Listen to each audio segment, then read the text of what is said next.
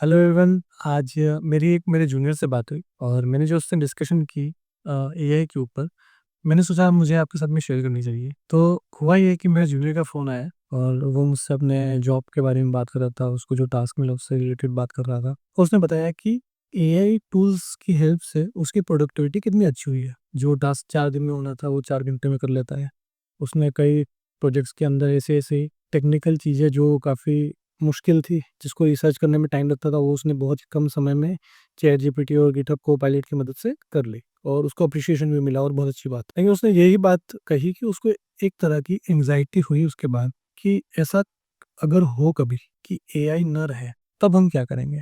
क्योंकि हम आने वाले समय में इतने डिपेंडेंट हो जाएगी एआई के ऊपर कि एआई के बिना फिर हमारे लॉजिकल और एनालिटिकल थिंकिंग जो इतने समय तक जंग खा चुकी होगी, उसको हम वापस रिवाइव कैसे करेंगे? तो ये बहुत उसका वैलिड क्वेश्चन था क्योंकि मैंने भी इस चीज़ को फ़ील किया था, क्योंकि काम करते हुए मुझे लगा कि एआई के ऊपर जो डिपेंडेंसी धीरे-धीरे बढ़ती जा रही है। एक छोटा-सा रेजेक्स लिखवाना हो या एपीआई के डॉक्यूमेंट्स बनवाने हो या किसी भी तरीके से काम करवाना हो, वो एआई की मदद से बहुत अच्छे से हो जाते हैं और बहुत ही बढ़िया काम होता है। अब देखा जाए तो सॉफ्टवेयर इंजीनियर का जो काम है वो एक तरह से लेबर वर्क ही है।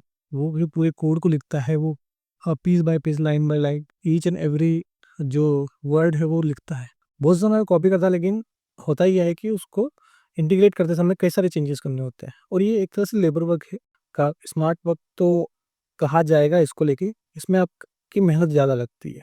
लेबर वर्क यानी कि आपको जहाँ पे मेहनत ज़्यादा करनी पड़े। अब होता ये है कि जब से एआई आया, उसके बाद से जो इंटीग्रेशन के ऊपर ही हमको ध्यान देना है।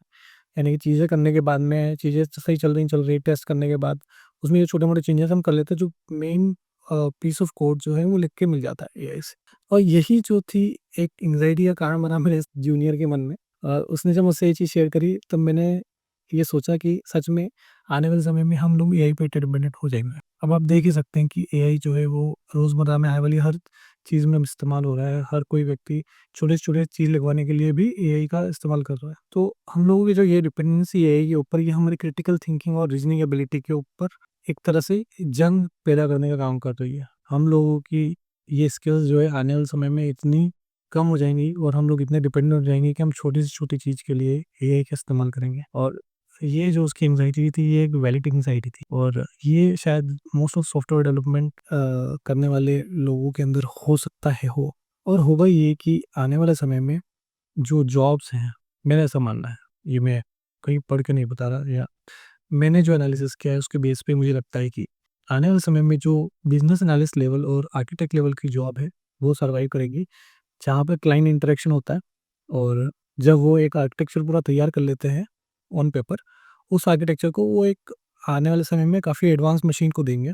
वो पूरी तरह से कंप्लीट कोड बेस के अलावा एडवांस फीचर भी रेडी करके दे देगी। जो एडवांस फीचर हैं, इन फ्यूचर आने वाले जो यूज़र स्टोरीज़ है, वो जो है उन पे काम करते रहेंगे। उसके लिए एक शायद एक और डेवलपर होगा, जो एक लीड की तरह काम करेगा, टेक लीड होगा। और लेकिन वो लीड एक तरह से सबसे the last branch of the software engineer के कहलाएगी, मेरा ऐसा मानना है। और आने वाले समय में काफ़ी जॉब रोल चेंज होंगे। हम जो पिछले समय में खाली एचटीएमएल, सीएसएस, जावास्क्रिप्ट पढ़ के घुस जाते थे जॉब में, वो चीज़ें पूरी चेंज हो गई है। अब हमको फुल स्टैक डेवलपमेंट आना चाहिए। उसके साथ-साथ एडब्ल्यूएस या फिर गूगल क्लाउड और एज़्योर जैसे क्लाउड्स के ऊपर काम करना आना चाहिए। पाइपलाइन डिज़ाइन करनी आनी चाहिए, मेंटेनेंस आना चाहिए और पूरा एंड टू एंड मॉनिटरिंग भी आनी चाहिए। टेस्टिंग तो ऑलरेडी इंक्लूडेड है। तो ये अब समय जो है ऐसा आ गया है जहाँ पे सॉफ्टवेयर इंजीनियर्स के पास में काफ़ी चैलेंजेस है।